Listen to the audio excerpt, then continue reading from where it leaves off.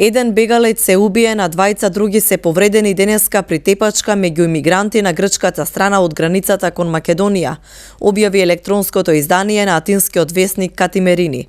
Според весникот, тепачката која се случила рано изутринава, започнала меѓу група мигранти кои чекале на границата за влез во Македонија.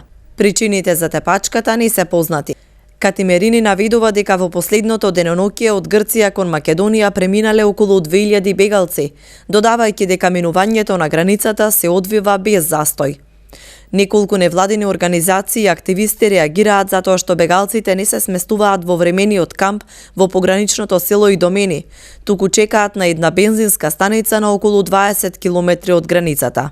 Според грчката полиција, во времениот камп во Идомени се сместени околу 500 бегалци, додека на посочената бензинска станица чекаат 39 автобуси со вкупно 2000 лица, кои чекаат да бидат префрлени во неутралната зона на границата меѓу Грција и Македонија.